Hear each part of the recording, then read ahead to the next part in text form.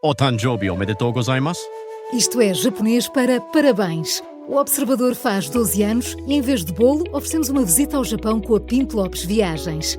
Assine por apenas 39,90€ e habilite-se a ganhar. 12 anos a escrutinar o poder, 12 mil quilómetros para celebrar. Assine hoje em observador.pt. Arigatou. Ideias Feitas?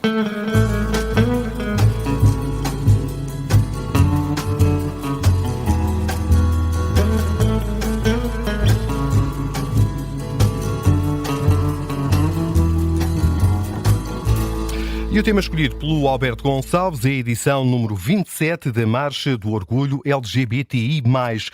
Ponto de partida para esta crónica, uma pergunta. Os gays portugueses resistem aqui, Alberto Gonçalves? Boa tarde. Olá, Miguel, já lá chegarei. Eu vou só contar aqui um minúsculo episódio.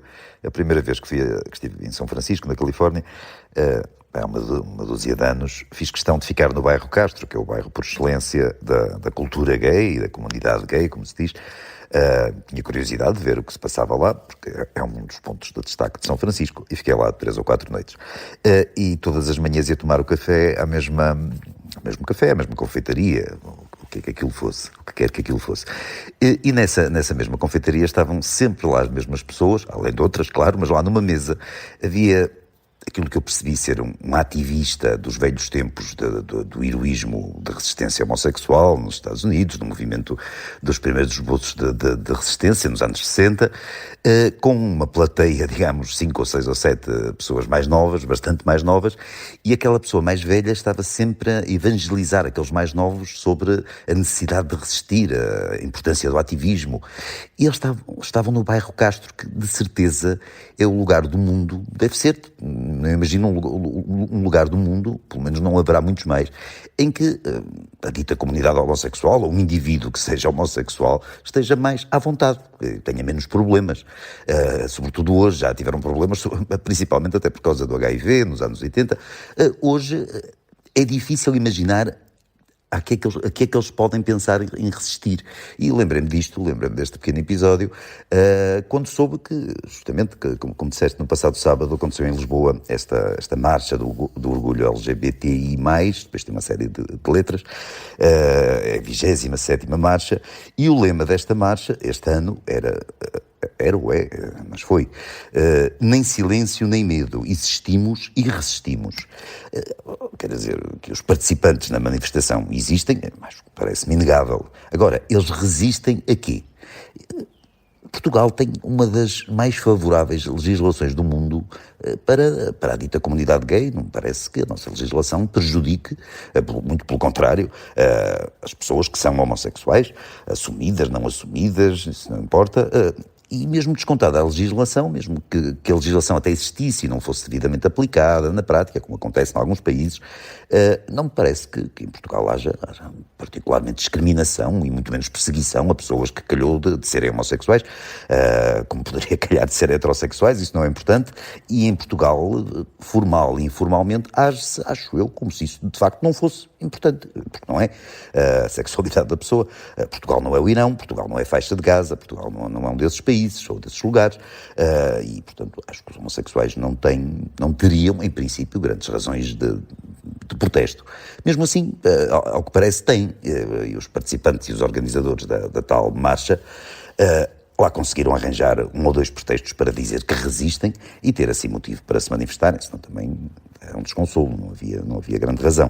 Agora, quais são esses pretextos? Segundo a comissão organizadora da marcha, passo a citar, a nova conjuntura política, presumo que seja o pobre Dr. Montenegro, a nova conjuntura política volta a colocar as pessoas e famílias LGBTQI+, em perigo, com sinais de que as conquistas das últimas décadas estão hoje em risco de retrocessos. Quer dizer, mesmo as conquistas das últimas décadas não impediu que, antes da 27ª marcha, houvesse a 26ª, a 25ª, a 24ª, todas elas com protestos e reivindicações. Mas, pelos vistos, agora é pior. Este ano é pior. Há perigos e há retrocessos. E que perigos e retrocessos são esses? Do que percebi, são sobretudo 2.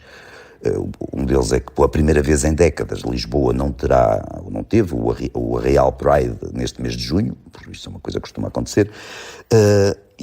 Por outro lado, a segunda coisa, quero dizer, é a recente proibição de hastear bandeiras de movimentos particulares em edifícios públicos.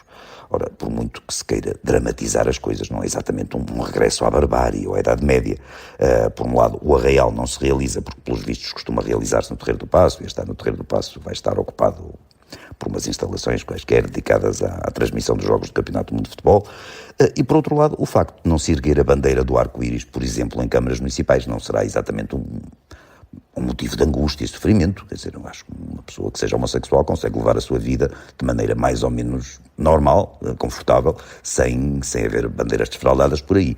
E é este o problema do progresso social, porque à medida que as reivindicações razoáveis são satisfeitas, os ativistas vêm-se privados da possibilidade de as fazer, e das duas uma, ou desistem do ativismo, quase nunca acontece, ou passam a reivindicar coisas cada vez mais absurdas para justificar a manutenção desse mesmo ativismo, ou seja, ou arranjam um emprego, ou esticam as suas causas fraturantes muito para lá dos limites do ridículo. E já vou terminar, Miguel.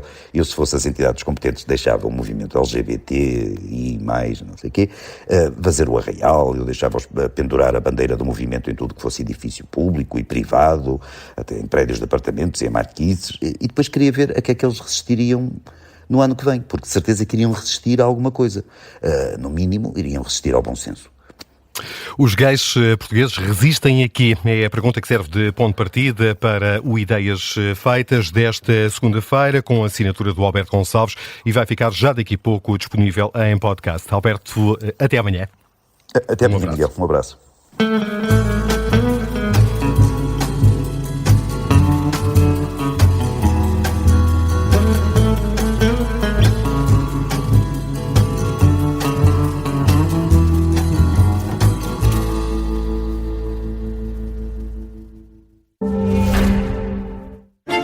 O que têm em comum Sérgio Sousa Pinto e Miguel Pinheiro? Ora, lá está. Cá está a prova do crime. A frontalidade e o espírito crítico sobre a política e a atualidade. Portanto, a mim o que me interessa é a liberdade. É a liberdade e não gosto desta coisa de pessoas que vivem possuídas de certezas absolutas quererem apropriar-se da lei para impor as suas concessões aos outros. Realpolitik. Não conseguimos resolver o problema do SNS, eu achei que ia dar. Não devias pôr o SNS como último termo. Não, desculpa, tens toda a razão.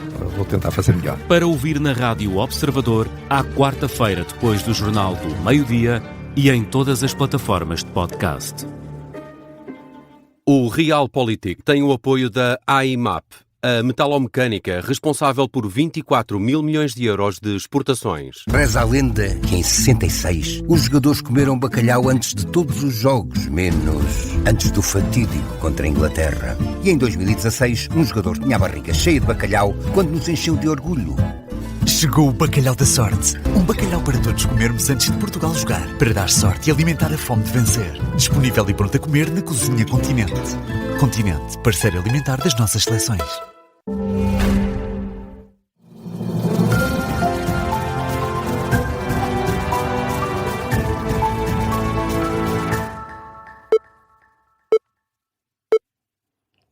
Rádio Observador, são 6h59 em Portugal Continental e na Madeira, menos uma hora.